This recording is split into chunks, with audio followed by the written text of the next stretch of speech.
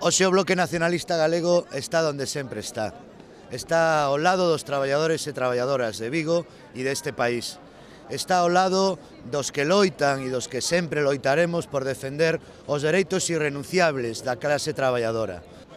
O BNG se mobilizou hoxe porque non podemos permitir un recorte tan brutal como que se quere facer dende o Goberno do Estado en contra das pensións públicas, porque non podemos permitir tampouco que os aforros dos galegos e galegas se vayan para o capital privado como se pretende coa nova remodelación das caixas de aforro. En definitiva, non están hoxe aquí as forzas políticas que representan os gobernos tanto do Estado como da Xunta de Galicia que, en lugar de defender o que legitimamente teñen que defender como representantes do povo, deixannos caer nas mans do capital privado e nas mans da gran banca.